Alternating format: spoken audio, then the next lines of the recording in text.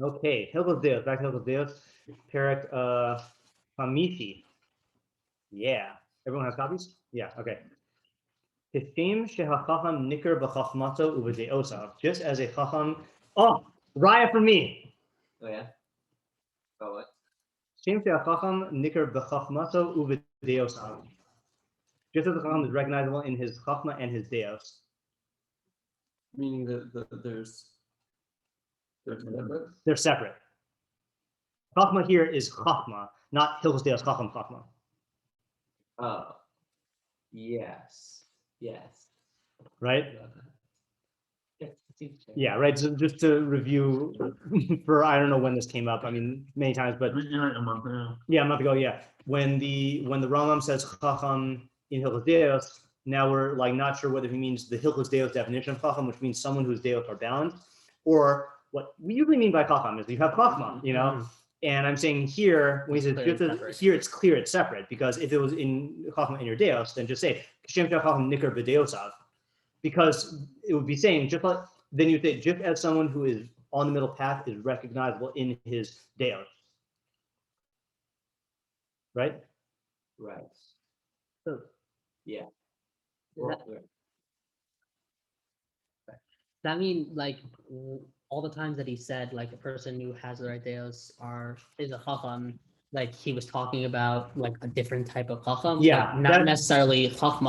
yeah, that seems to be pretty unclear on that. At least that sounds like he's giving a different definition of chacham. And we got to remember also in the more nevuchim, which is not like that needs to come into here, but he does say that there's 4 different usages of the word chacham, and one of them is someone who's ethically perfected. You know, and in that Yirmiyahu thing, I'm always quoting that a chacham shouldn't praise himself for his chachma. He also interprets that as ethical perfection. You know, so like that is a legitimate form of chacham. The whole contentious issue was, do we plug that into everywhere in Hilchos Deios? And I was saying no, and this is no. Yeah. yeah. Here, well, it's definitely not someone who just has chachma though, because he also has deos. Meaning this chacham that he's talking about also has deos. Yeah. Yeah, correct. So is that every chacham? Is that a normal? No, in fact, that's a halacha in Hilchos Talmud Torah that you're not allowed to teach someone, even though he's a chacham, if he doesn't have good deos, and you're not allowed to learn from a teacher who has chachma but who doesn't have good deos. Okay, so this is a different chacham than that. This is a different chacham than that. No, usually it's not really not. One or the other. Like either you have chachma or deos. And then Not like a chacham, you know, a chacham, and or a chacham in the deos. I mean, I don't think we need to go that deep. I think it's just assume that a chacham is going to have different chachma and different deos than the average person. And like there are halachos where like you're dealing with a weird case of a chacham lahera, like a chacham who is wise in his mind and like is unethical. You know, most people are gonna. I think most people, and it's not even he's not even saying that he is it's not even saying that he is perfected in his deos. Just saying he's recognizable through his chacham and his deos. I think that's a reasonable assumption about chachamim. You know, Most, right? I guess most of them. yeah, most of them, They're gonna have the vast majority of them. Right. the chacham are in general gonna have good days. Yeah, or nikar deos, things that are recognizable. You know, yeah, fine. I'm saying that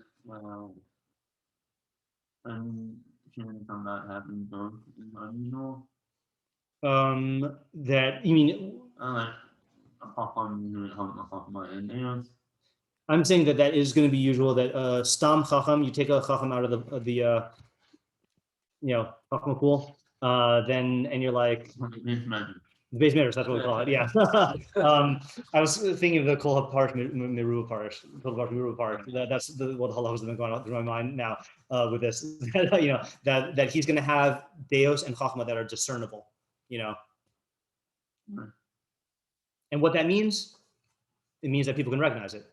You know, meaning it's not even going to be like there's certain types of chachma that only other chachamim can recognize, and there's certain types of deos that only people who are, you know, holding in like deos and ethical perfection will realize. You know, but this means for the average person is distinguishable. You know, you can. I'm saying it's not just opposite. When you're chacham in one thing, I'm saying a lot about it. Sorry, when you say you're a chacham, if you're a chacham in one thing, then that's not going to If you're not chachma and Deios, right. Yeah. I think here he means like a chacham and chachma satora at the very least, Yeah, I think the bichach maso. Mhm. Yeah. Right. So I'm not sure how your deduction is working. I'm saying that if you plug in the term for chacham here, someone whose deos are equal, then why is he saying he's nicker in his chachma and in his deos? Oh, so you're making a deduction right here, not a deduction about before. Yeah. I'm making a deduction here that here he's using the word chacham as the way you would usually use it, not the way the technical definition of Hilchos Deios from before. Using chacham here to mean Talmid Chacham. Yes. Talmidei Chachamim. Oh no, I'm saying.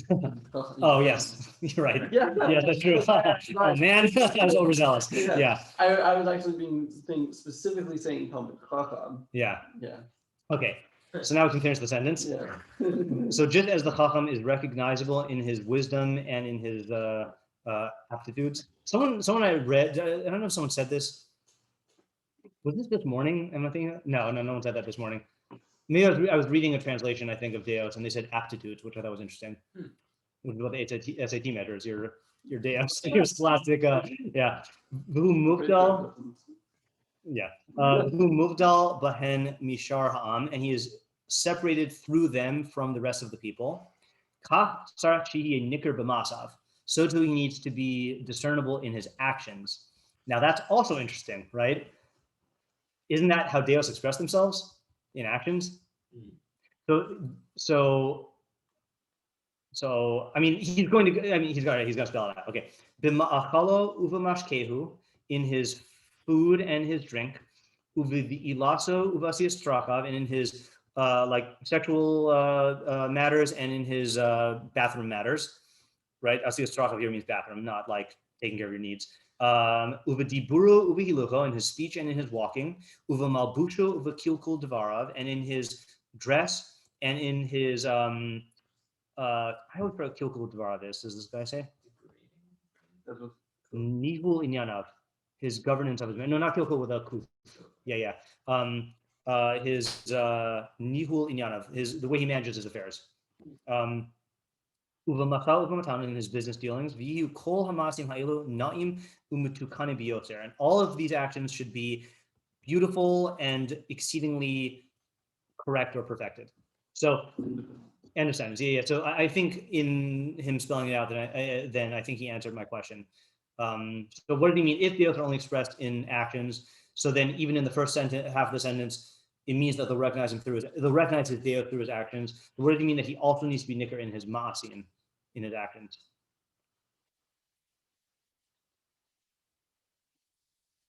Can you say the question one more time? Yeah, that was an extremely unclear way to say it. Okay, a chacham is recognizable. So the Rambam says a chacham is just as a chacham is recognizable in his chachma and his deos, so too he needs to be recognizable in his actions. But deos are only expressed in actions. So what did that first clause mean when it said it needs to be recognizable in his action, in his deos? In other words, what is the difference between recognizable in his deos and recognizable in his actions if deos only express themselves in actions?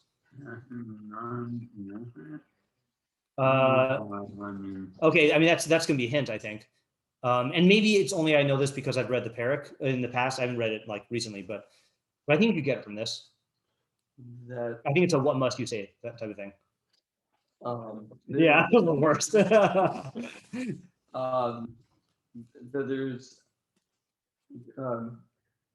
Deos express themselves they do express themselves in actions, but not in like a structured way. Yes, that's the answer. And this Yeah.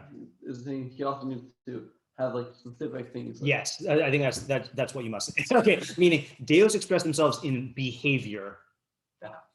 What this parak is going to be about is when the Talmidei Chacham goes to the bathroom, what are the specific ways that he does it, the distinction from the rest of the nation? When he does business with people, what are the specific actions and specific structures of how to perfect those things? And that's not dictated by Hilchos Deios in general. Meaning, you can see, for example, let's say, for example, like you can tell that he's frugal just from the fact that he doesn't live in a lavish home and like he's not all crazy about money.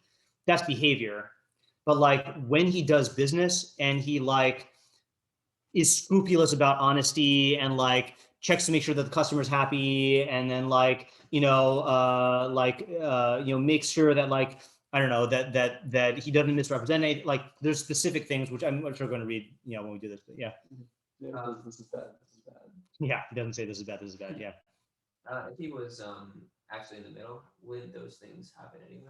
I don't know, because I'm going to confuse this now, because there's a certain chachma in how to do these things. And what I mean by that is, and I think there's an analogy, which if you're familiar with this, then this will be familiar to you. And if you're not, then it won't. Have you ever read the derech eretz policies in Hilchos Brachos for how Chachamim conduct themselves at a seudah? Yeah. It's almost like a procedural type thing of like, this is how you break and distribute bread to people. This is how you honor people. Those things might differ based on conventions in the society, or like there might be like a certain, or I'll give you another example. Like, let's say like a doctor's bedside manner, or like a therapist, like, way that they interact with people. Just because you have good data doesn't mean you're going to know what the best practices are in doing that. And he's going to be outlining the best practices, So I don't think it would, I don't think it would necessarily translate, both because perfection of Deos won't get you there, because perfection of Deos doesn't necessarily mean chachma. And even chachma Torah won't necessarily get you there, because it's not halakha, and it's, we'll see examples of it, but that's my hypothesis. Okay. So we'll see if that plays out. Remind me of Kiddush Hashem. The difference there is Kiddush Hashem, I think, is completely dictated by the way people will react. And this, I feel like, is going to be a mix between the way people will react and then embodying philosophical ideas, or like extra meat of perfection. We'll see, but it's a good association though. And it sounds like, are these like chassid actions? Like being extra scrupulous in business, that sounds like a chassid thing. I guess we'll find out. Okay. Yeah. Okay. Ketzad, how so? Talmidei Chachamim, we're back to Talmidei Chachamim. Lo yihye gargaran. You shouldn't be a gargaran. Is that a gorger? What? A glutton? That's a gargler. A gargler? Yeah, I think that's how I remember it, but then clearly I don't remember it. It's a glutton, right? Ella ochel ma'achal haroy lahabros gufo.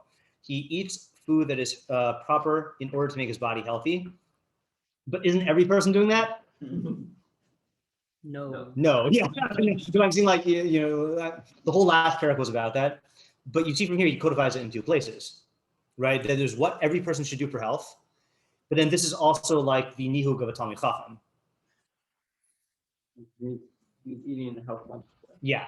Wait, but isn't everyone, didn't you just say everyone does that? No, but I'm saying that, like, do you remember the example you gave about like, or that you pointed out, we didn't read this, but you pointed out, is he was saying sleeping posture, So the sleeping posture for health, and he codifies the same halacha in Hilchos Isurei Bia, because there's two different frameworks. There are like sleeping postures that are like bad in the framework of Kedusha, and then there's sleeping postures that are bad in the framework of spinal health, And I'm saying here too, eating healthy is good in the framework of being a healthy human who is striving to do all actions in line with the idea of Hashem, but it's also a way that Talmidei Chachamim are distinguished in their actions, But if everyone was being Yotzei, Hilchos Deios, Yeah. they wouldn't be distinguished in their actions. Halavai. But everyone is not. To get to that point, yeah, right. Yeah, right. Statistically, it's not going to happen. Yeah.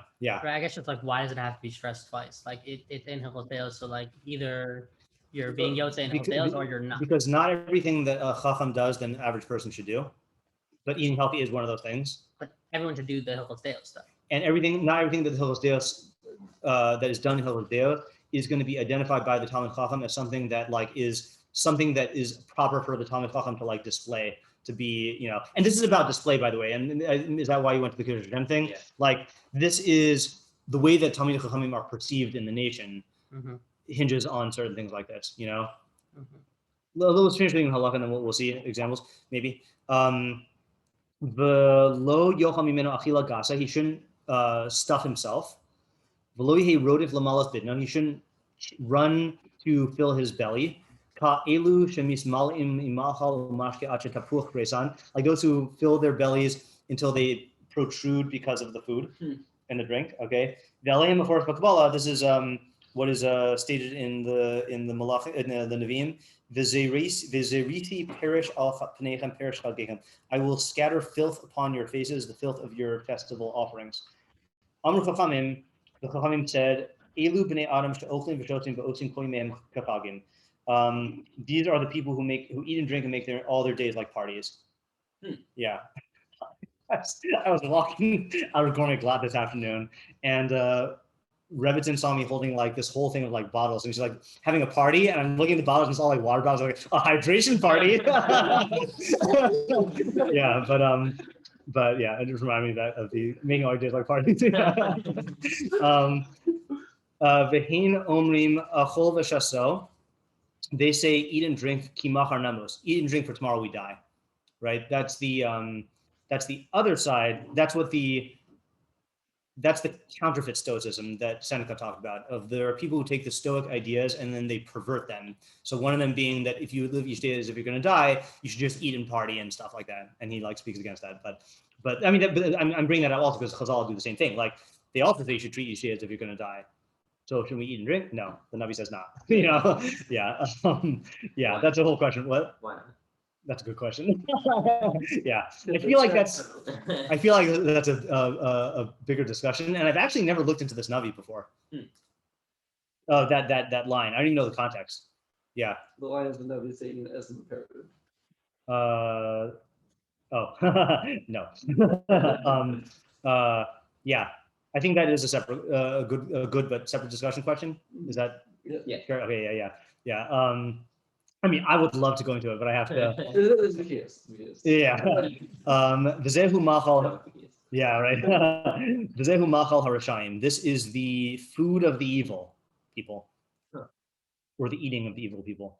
I mean, not like, yeah. But v'shulchanos Elohim shegina hakasu v'amar. I'm really going off on this here.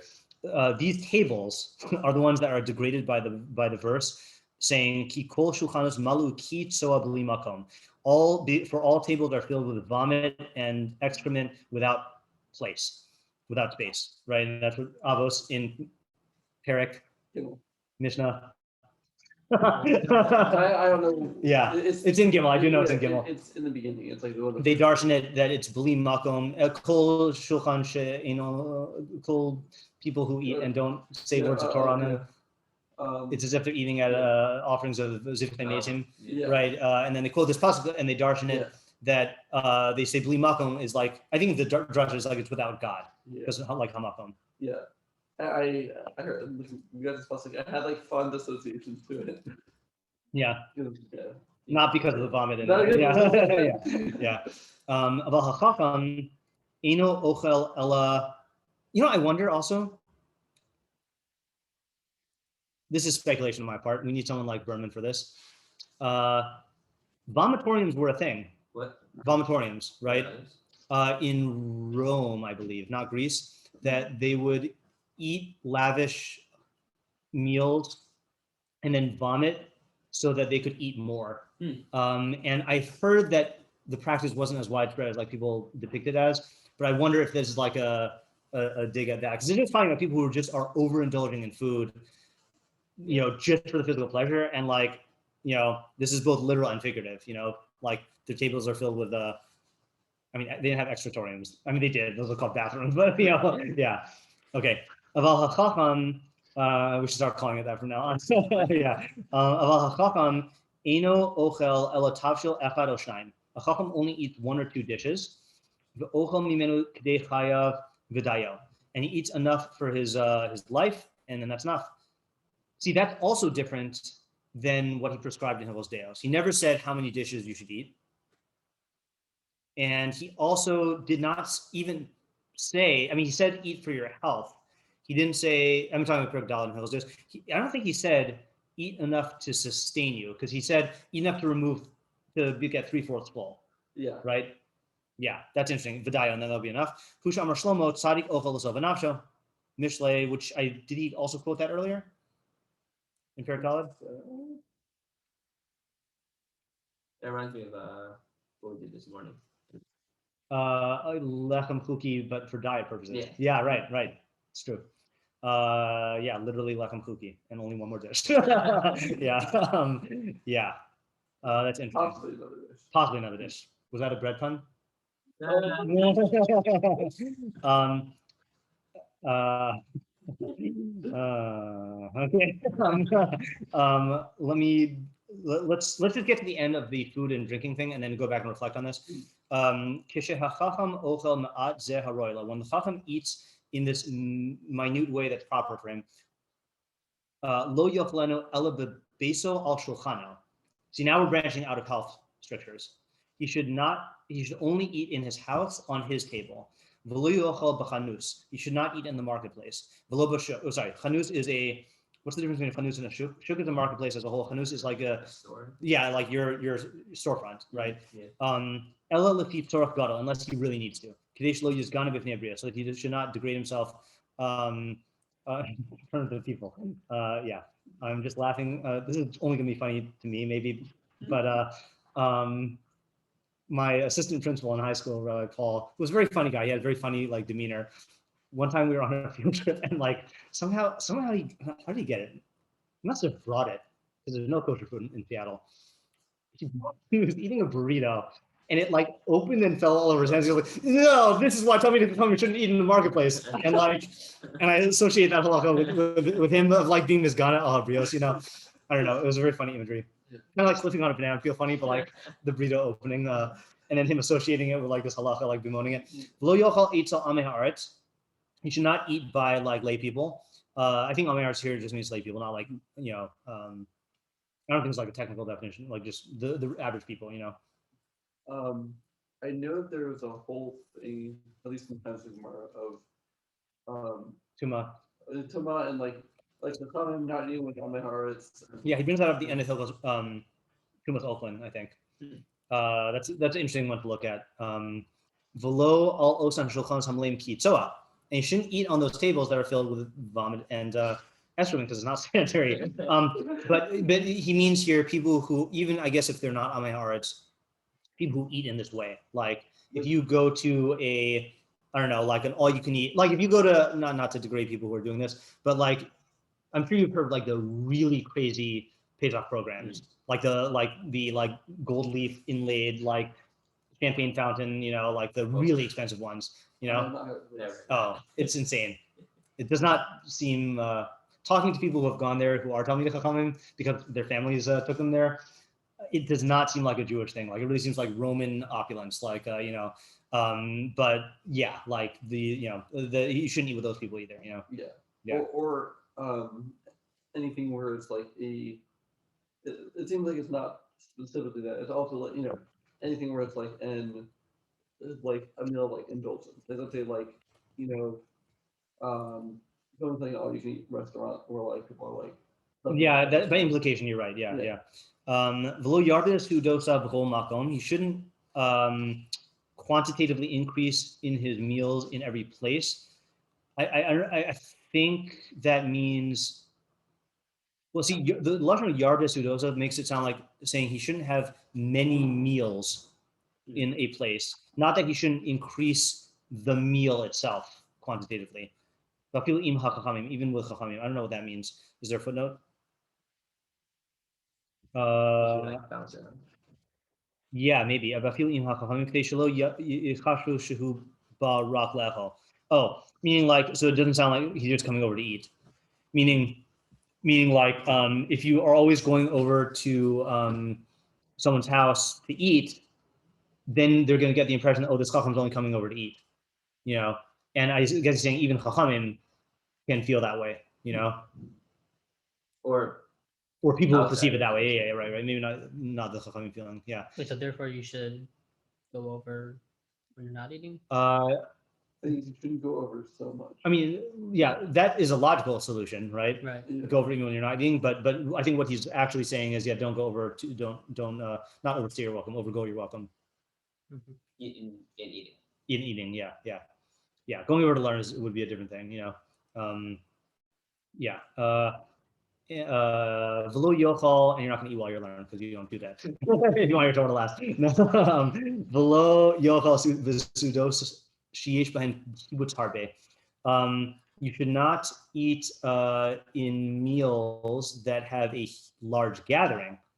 Wow, this is a really deep. See, do you see what I mean? Well, okay, I'll hold some comments. Yeah, ve'in roi lo lechol ela b'suda shel mitzvah b'vad. Not not eating at like big meals, is that? Yeah, big meals. Yeah, sounds like it, right? Yeah. Yeah. Ve'in roi lo lechol ela b'suda shel mitzvah b'vad. Wow, gotta go to a lot of brisses and weddings. You can only eat a suda shel mitzvah. Could go in sudas erusin v'nisuin, like a meal of engagement or marriage. V'hushi ye talmid chachamim shenasa bas talmid chachamim. Wow, not just any marriage, right? A marriage of a talmid chachamim who married the daughter of a talmid chachamim. Wow, we should be zoka that there be so many talmid chachamim around in the community, like getting married to daughters of talmid chachamim. I don't understand that, man. It sounds like he's If they're not, then, you know, it's gonna that's what it sounds like, right? I mean, I don't think that that's halakhically true, right? But that's what it sounds like. Yeah, it's very weird. I mean, look, if it weren't for the prejudice of like the fact that we treat any wedding as a pseudos mitzvah, I would not have a problem with him saying this, you know. That's what I just said. It's like if I didn't have the prejudice of like, you know, the fact that we say this. Well, I mean, you can say that those are the only things, or if it's mitzvah, Sounds like you have to say pseudos mitzvah with these qualifications, unless the Rambam had some radical shita on pseudos mitzvah that I don't know about. Yeah, I mean, even if it's not the situation, it's still a pseudos mitzvah. But not the type that this guy should eat at. Yeah. Yeah. That's vuhu. I think it's masha from vuhu, right? Vuhu, that's provided that, meaning you should do a pseudos mitzvah, provided that it is this type of marriage, right? But yeah, I mean, you're not going to eat a lot. I'm not concerned about that. I'm more Yeah. concerned about the implication that even though it's not all normally you can do that as a mitzvah, you can do it. Yeah. That's what's bothering me. I mean, that's a good question. The question would be why, right? I mean, Well, I guess the question is, or is it what? Like, I think- there's a mitzvah. I think the question was the mitzvah in the pseudos mitzvah is the head. I don't even know if that's the question. I think the question in this framework is what's going to be different about the type of eating that takes place at an event that is two families of Talmidei Chachamim merging through marriage versus your stam Jew. And I think that kind of answers the question. Maybe. I mean, Yeah. I don't know if it's. I think the thing that Chaim is bothered by is he's saying, I think you're saying there's a chiyuv to eat the suda, but how is he allowed to not? You have a chiyuv to eat the Suda? I think Is that that's It's tiyum, right? Yeah. I think that's what I want to ask. So there's a big difference in things. Right. Yeah. Yeah. I mean, I hear the question now. I hear the question. Right. Yeah. I hear the question. I also don't know what the nature is of the kiyum to eat as his mitzvah. Mhm. I mean, it always sounds nice. Yeah. What was But- the thought I didn't have a thought about kibbutz, but I did have a thought about. I was saying like the crowd at a wedding like this is going to be different, and the way that what they eat and how they eat and how it's perceived is going to be different than at a stam Jew's wedding. Remember when you were reading before and you were like, oh, I have a thought. And it's all wait. Oh yeah, but we didn't finish it yet. V'hatzadikim hachasidim harishonim lo achlu me'olam. That's why I didn't understand your question. V'hatzadikim hachasidim harishonim lo achlu me'olam isuda she'ena shalahem. See, that definitely is ruling out eating a suda mitzvah. The tzaddikim and the early chasidim would never eat at a suda that was not theirs, right? Yikes. Yeah. Is that like not having bread? No, I think partaking of a suda. No, I know. Oh, I mean, even the guac. uh-huh. But like, They let's bring say their you- own avocados and. Right. No, but let's say you had bread. Like, let's say you had your own. They bring their own bread. Sorry, yeah, no, I misunderstood. BYOB. Wait, hold on. They bring their own keto-friendly bread. Yeah. Yeah. Um, Was that a dig or a praise? That's really why I'm doing it. And this is a cover because of a novel. Yeah. It's not. And then you eat the soup. Yeah. like I answered before, when it says in royal alcohol, the Suda show mitzvah b'vad. Mhm. Is Suda there like a technical like halachic Suda with bread? Like they're not. Oh, I think so. Yeah. so they won't even by themselves, they won't have. Right. Right. Oh, you mean okay? You mean they don't eat any Suda except Right. a Suda's mitzvah. no? Okay, I hear what you're asking now. Meaning, they just have to get married and divorced to Bas Talmidei Chachamim a lot just to make sudas in their own house. Like, is that If meaning? they want to have bread, yeah. Yeah, right, yeah. Yeah, they have- I can't imagine that that's true because I think you're eating bread every day. That's the Rambam's assumption, and so maybe I take that back. When he says they only eat in a Suda Shel Mitzvah Bavad, that's talking about Sudas outside of the house. And that I think is talking about bread because it's Suda, Right. Yeah. I'm just imagining the scenario. It's like like Mhm. like the tzaddik, or the Chassidim Harshon, they're like, like the wife's like, honey, it's time to eat, and then they have to like get two witnesses. Yeah, right. Yeah, right. Yeah, I guess you're right. If she really is a Bas Talmidei Chachamim, she'll be willing to get divorced every meal and remarried after or before every meal. Yeah, that's funny. Wow, that's true. Kohanim are out of luck, Then they get truma, so that's the observation I was going to make. First of all, I was going to make the observation when you right when you were explaining that you're familiar with the word ruminate. Yeah. That means to chew and to think. Ah. Oh, I don't know. Oh, Yeah, ruminating could either mean you're chewing something, like ruminants are like, but then to ruminate on something means to chew. Yeah, right. So it is a standard, it is a pre-existent model. Interesting. Yeah, that made its way to the language. I have to chew on that. Yeah, and people say that, right? Yeah. You have to chew on that. Yeah. I'm not saying people who are admirable, but no, I'm saying like I've heard that phrase, Yeah. Yeah. But the observation I was going to make is, now do you see what I mean when we said that it's going to express itself in its Deios, and your question was, won't they automatically do these things? Mhm. I don't think these are things that they would automatically do. Like, this is cultivating a specific way that Talmidei Chachamim are going to be perceived. What it's actually more analogous to, that I think is within reach, I mean, even this is culturally removed from us, is the monarchy, like the British monarchy. Okay, yeah. The monarchy just doesn't do certain things, and there are certain procedures about how they do things because there's like a long-standing tradition about how the monarchy is viewed, and like Talmidei Chachamim, it's a sort of aristocracy in that sense, or it's designed to be, so they have to like have this protocol and this conduct and be perceived in a certain way, have a certain distance from the Amiharats. Yeah. Yeah, I guess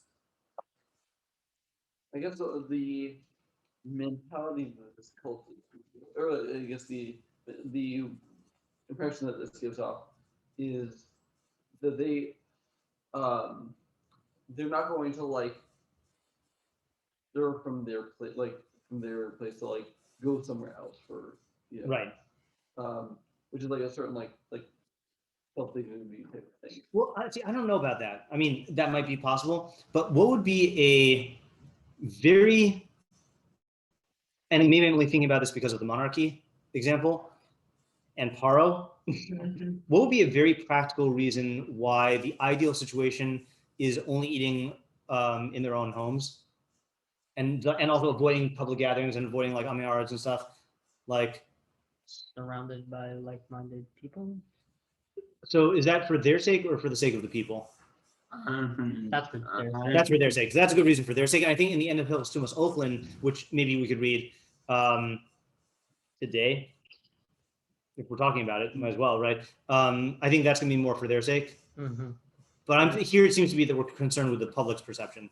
Mm-hmm. Yeah. I think, yeah. Yeah, I was gonna ask what you were thinking. What I'm thinking is like, there is a certain, just like with the Kohanim in the Mikdash, then there has to be a certain awe and reverence that, let's say like Kohanim can't have blemishes.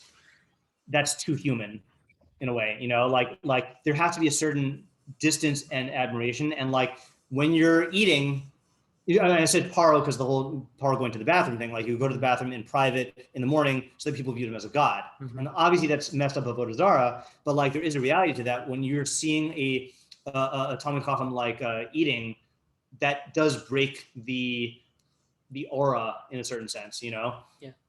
And certainly we can certainly understand why they would only eat food that belonged to them, and that's in this week's parsha. Wait, why? I think this week's parsha. Is this week's parsha of B'Shalachim? No, it's Korach. That when Moshe is accused of taking advantage of his leadership, he said, "I didn't take anything from them, not even a shoelace." You know, there is a perception of like, is that this week's parsha? That's Abraham, the shoelace thing. Oh, I think it's What is- Hamor. He didn't. Oh, Hamor, you're right. Yeah, you're right. Okay, fine. You're right. Same Also, thing. the Yeah. Abraham thing is a good example. Yeah, that's a good example also. But what do you call it? Is that not being perceived as? Wait, no, this is also a good example though. The Moshe thing. Yeah, they are both good Yeah, examples. Yeah, yeah, you yeah. said also, right? Yeah. Yeah. Okay. Yeah. What do you call? Not being perceived as deriving benefit or depending on or people like taking advantage of other people, even in terms of their hospitality. You know, like that's actually a rule that the Rav of our shul has in Seattle, probably for other reasons also, but he never eats at anyone else's house. He only has people over at his house. Probably also for like, so he didn't have like, kashrus, playing, differentiating stuff like that. But it's a good perception of, also avoids, there are lots of good reasons for this. Yeah, but so Yeah. does that carry over? Like, that doesn't carry over to like regular people in terms No. of each other. Yeah. So like, It's why? not perception of the Talmidei Chachamim of like these higher standards that they have to have. Right, but I guess why would they be thinking that the Talmidei Chachamim are taking advantage as opposed to like a friend coming over and like they wouldn't think that the friend's taking advantage. Never. I can give Rabbi Akiva's answer. Okay, Rabbi Akiva's answer is, and I don't know if this is an exact quote. You want to say it? Do you know what to say? I think I know. Yeah. That the hatred of the Amei Aretz for the Talmid Chacham is worse than the hatred of the Goy for the Jew. Yeah. Do you remember the donkey part? No. Okay, that's so the hatred of the Am Haaretz for the Talmid Chacham is worse than the hatred of the non-Jew for the Jew. And Rabbi Akiva says, when I was an Am Haaretz, because he didn't start learning till late, I wanted to bite the Talmidei Chachamim like a donkey does, like a donkey bites, and then his Talmidim were like horrified. Said, Rebbe, at least say like a dog bites. And he's like, no, because a dog only punctures the skin, but a donkey breaks the bones. But I think, I don't know if this is the only answer, but there is a lot. Look at this week's parsha. Look at this whole Sefer Bamidbar. There's a lot of aggression towards Talmidei Chachamim that it flip-flops in terms of the desire to admire and emulate, and then the desire, and then like all of the hostilities, either because they represent Torah and mitzvot, or they represent the Ratzon Hashem, or they represent like the life that I should be living, but I'm really not, or like they remind me of my own ignorance. There's a lot of like dynamics there, Yeah. They get the kavod, like a lot of. There's other halakhos about that in terms of, let's say, like giving kavod to a Talmid Chacham over a Kohen, because if you give kavod to the Kohen over Talmid Chacham, then they'll like pounce on that and be like, see, there's no benefit of being a Chacham. Right. Right. Things like that. Right. Yeah. Or like the example we were talking about on Parshas Losecha of like when Moshe davens for Miriam and he says Kelna Rafan Allah, which is really short. Rashi says like, why did he daven in such a short way? Because people are going to say, oh, look at Moshe davening so long for his own sister.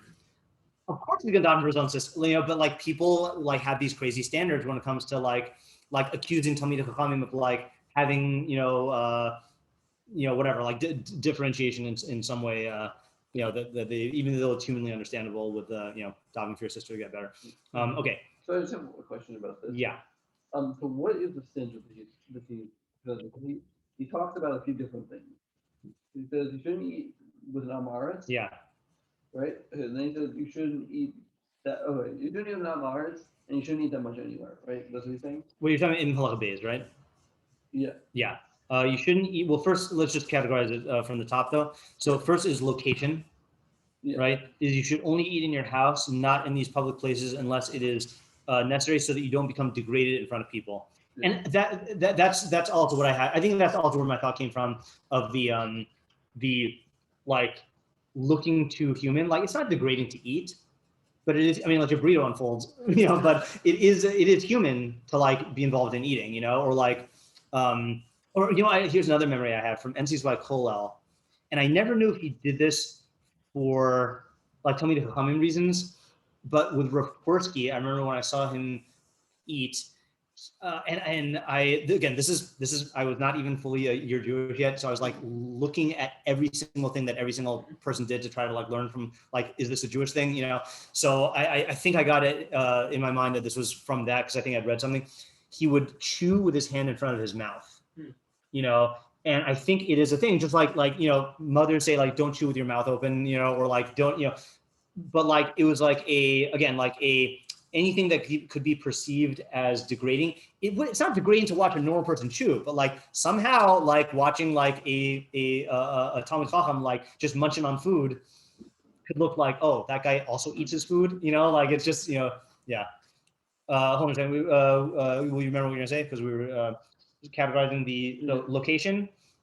Second one is eating companions, right? Which is Amei Haaretz, then Amei Haaretz and Chachamim. There's restrictions on both sides, right? Yeah. Meaning even Chachamim. Well, the first restriction is Amei Haaretz. Amei Haaretz, and then being marble besudos, then large gatherings, which is a different category than eating with people, I think. Yeah, so you can have occasional small meals at other people's houses. Right, and then the ideal. Here's the first one. It's just that was just in public that he's saying. He wasn't saying specifically your own house in Shulchan, as opposed to eating somewhere else. Oh, I thought he was still saying that as the ideal. Okay, fine. But that wasn't like a blanket restriction. No, it's not a blanket restriction. Yeah, right. And then the next one is the type of meal, which is only a Suda Shal Mitzvah with Chachamim. This is not in the same imperative that way. It's a little bit. Right. And then the last one. I feel like you shouldn't even like go for occasional meals at other people's houses, but like really just do Shal Mitzvah, right? And then the highest level is like only eating their own Suda. Mm-hmm. Yeah. What do you say? Yeah, so I guess I'm just still unsure. Like, it seems like that would be a good limud for people that like, even the Talmid Chacham. Yeah. Yeah. Like that, like. Well. It's a normal thing, and like it's just a person being becoming a Chacham, like. Yeah. Okay. So I have a theory about this. Yeah. Okay, and this theory extends beyond this year into hopefully we get to Hilchos Talmud Torah next year, but there is a tension between how Talmidei Chachamim should conduct themselves, and that pulls them away from the people, and a mitzvah on every Jew to we're going to hopefully see this in Hilchos Deios this year. I don't know. Right, the next mitzvah is going to be to associate with Talmidei Chachamim in every way that you can, So like one of the things is like the marriage is a good example. Talmidei Chacham should only marry a bas Talmid Chacham, but you as a non-Talmid Chacham should try to get your daughter married off to a Talmid Chacham. And like you should try to do business with them. You should try to like associate with them in all these ways. So there's a tension. Like the Talmid Chacham should not be moving towards having meals with Amei Haaretz, but the Amei Haaretz should be striving to host Talmidei Chachamim and have meals with them. Right. It's like it's an odd tension. And then the other example I was going to give is we see this in Kavod HaRav stuff, that like on the one hand, the Rav should be mochel on his kavod. But on the other hand, it's good to uphold being makpid on his kavod for the sake of the Talmid, right. And like that's a tension, Mm-hmm. And like we even saw in that halacha with the Haseba, that like even I forgot I think the Aruch HaShulchan was the one who said that the Rav should be makpid, should be mochel, but the Talmid Chacham should still do it, almost like defining it, it was one of these weird things where like it clearly like came to the surface, that there's a tension, Yeah. Yeah, I was gonna say, but the Amar is some thing. In reading in all of Zohar, I'll just talk about that. because the mission says okay. No, okay. So it's he basically based around the chachamim. The yeshiva has to be Right. a gathering place for chachamim. Right. And the Rabbeinu says, that it's good to have, make house into a place where people come gather, so that you can basically like the idea that we came up with is that you basically learn a lot from by association. Right. And like it affects you. But then he continued and says, the chachamim aren't going to want to come to your house unless you're That's fine. There's another reason also within that, when you're within your reasoning of saying like it's good for people to learn from Talmidei Chachamim in this way. Maybe that's another reason to make it rare and scarce. Meaning that if they're always eating with Talmidei Chachamim, so then no one's going to really like pay attention and no one's going to notice anything. But like if you like, and again, just from my own experience, like when we would go to Rebbe's house for a Shabbos meal, then there is a lot of like scrutiny of like, like seeing like how does he interact with his family? Like how does he like, why is he eating whole wheat bread? That's weird. like, oh, it must be that he cares about health and like, and like, oh, he's spreading schmaltz on it, so it must be he doesn't care about it. like a lot of like these kinds of thoughts, and so I'm saying that you wouldn't have that quality. I'm getting this from the Beis Mikdash, right? Like Beis Mikdash, you limit exposure to create awe so that you can learn more from there and absorb everything from the experience. And the more common it is, then the less that's going to happen. So the more commonly you go into the Mikdash, the more commonly you just are with Chachamim in like casual settings, then the less that type of learning is going to happen. So I think that's actually a better answer to your question, which is isn't this good for the Amayards? Yes, and therefore it should be limited and restricted, and like you'll only get to eat with a Talmid Chacham at a Suda Shel Mitzvah of like bas. I mean, they're only going to go to those Sudas, but like yeah. Like also that is in that situation there's like more of like an atmosphere of like thinking about like Torah as value. Have this, like, right, that's true. Yeah. Could we then just take a detour in the last 9 minutes into halacha at the end of Tumas Ochlin? I don't need a copy, but I'll just use this. I think it's Tumas Ochlin.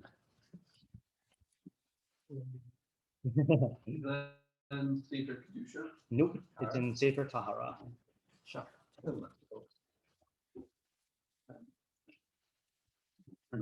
I was on the verge of embarrassment that there is, because I don't know Sefer Torah very much.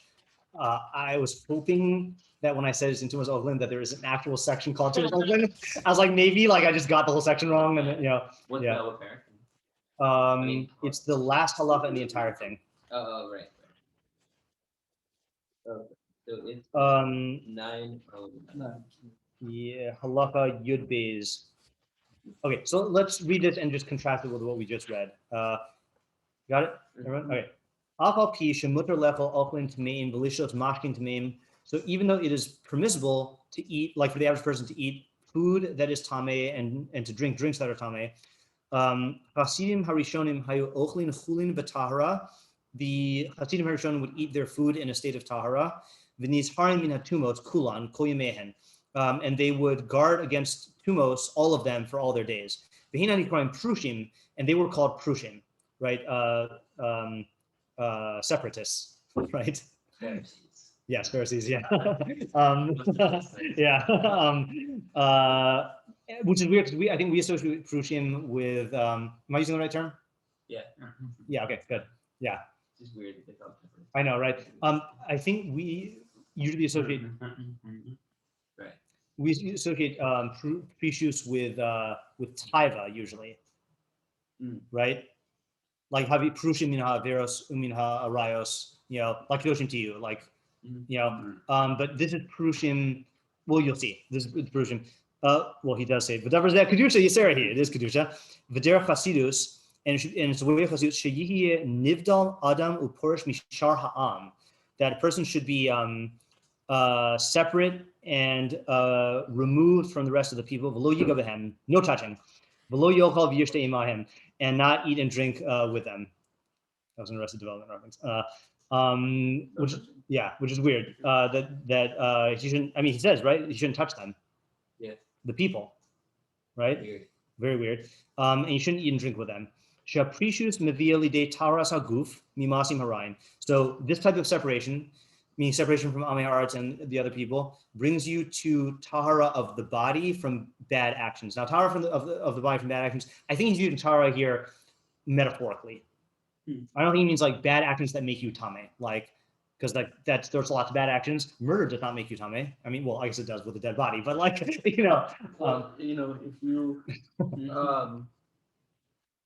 you like, timed explosive. Yeah. Yeah. Fire an arrow, and you're not under. Right. Yeah. Right. You're not coming. Right. Yeah. Cheating in business doesn't make you tame. Yeah. So I assume he means like metaphorically tahor. The taras haguf mevi lidei kedushas hanefesh min hadeos haraos. We're not going to crack this today, by the way, but yeah. And purity of the body brings you to kedusha of the soul from bad deos. First time we've seen kedusha combined with deos, right? Yeah. I don't think we talked about kedusha before. No, you're right. Yeah, I was thinking about the Gemara about Nazir, but the Rambam calls Nazir a chodeh, and the Gemara has a machlokes if it's a chodeh or kadosh. Okay. That's what I was thinking about. Okay. Ukedushas hanefesh goremes lihidamas b'shchina, and sanctity of the soul causes you to emulate the shchina. Shneimar, as it says, v'his kadishtem v'hisem kadoshim ki kadosh ani Hashem mekadishchem. You shall be sanctified yourselves and become sanctified because I, Hashem, your God, ki kadosh ani Hashem, I am Hashem, your God, am holy, mekadishchem, who sanctifies you. So this is what I meant. I think my memory was correct. This is clearly not for the sake of other people.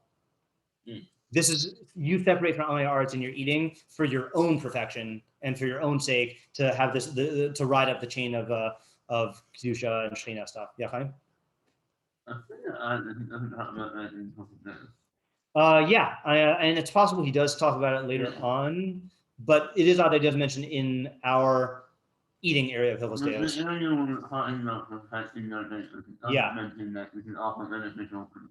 Right. I mean, the whole, this is a question on our Hilchos Deios in general. I mean, let's just go back to that first halacha. Oh, did I close it? Yeah, I closed it. Hold on. Go back to that first halacha again. Like, what is the framework of our parak? When he says, let me just read this again. Just as a chacham is discernible in his wisdom and in his deos, and he's separate from the rest of the people, so too he needs to be discernible in his actions. He needs to, from what? Like, what is necessitating all of this? Did you get the question though? Yeah. Like, is it the halakha b'drachav? Is it the other narrative? I mean, the only mitzvah we've seen so far in Hilchos Deios is halakha b'drachav, that you should follow God's ways. So is this an extension of that for everyone else following God's ways means all the stuff in the first four prakim? And for the chacham, I want to hear what you're going to say. For the chacham, then for him, he has to go an extra mile. Or is this in some other framework, like to teach other people good deos, like, so Chaim, you had something first? Yeah. Well, just borrowing the lashon from Machos, what is it? Tumas Ochlin. Tumas Ochlin. See, that's what I thought I was going to do. Yeah. Then he says, is dalos b'shchina. Oh. So it could be that what you're doing here is being, like, halakha b'drachav is being doma to the shchina, like, internally, I guess, and in your own behaviors and stuff. But this is being doma to the shchina, like, on the outside. So that when they look at you, that's a good svara. Prefer to, right. Yeah. And you could say that, this is very good, because the next parak, spoiler alert, is going to be about spending time with chachamim and learning from their actions. And so the fact that this is sandwiched in between, sandwiched in between the first four prakim, which are for all people. First four prakim is about for regular people. Sixth parak is explicitly saying that you, as a non-chacham, or really a chacham also, should associate with chachamim to learn from them. And this is really like the utmost level of emulating the Shekhinah so that other people can learn from you. Like this is the setup for the next mitzvah, essentially. Next mitzvah is people should spend time with Chachamim to learn from them. And it's called clinging to the Shekhinah, Yeah.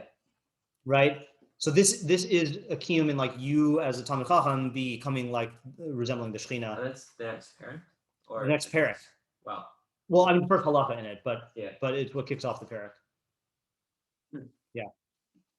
I thought about the Tumas Ochlin thing. Sure, I gotta go. Yeah. But I mean, you can say it. But Yeah. yeah. Oh yeah. So I think when a person is very vigilant in like their interactions, to be mindful of the whole other framework, and knowing for sure that your Torah requires constant vigilance. Yeah.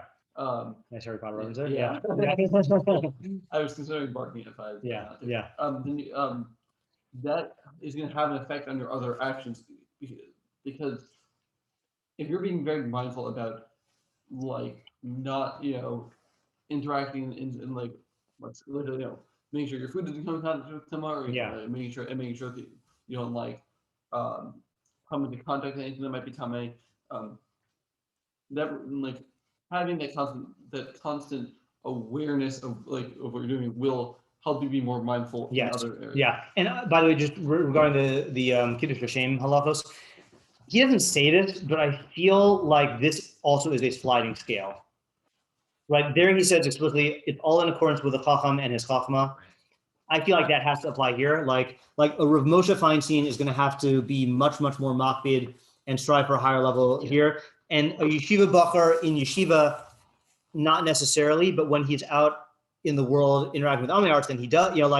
If he's going to be perceived that way, yeah. I think that's much more on the first sentence of the parak. Right. Yeah. Like comparing all these, the Deos and then Chachman with Right. Mysius. Yeah. I agree. Yeah. Meaning that they're all commensurate with each other. Like in like the level of your Chachman Deos is the level of your Mysius have to be. oh, I see what you're saying. Yeah. Those two things are commensurate. Yeah. All right. Also, doesn't have to be recorded. Yeah, I'll stop it.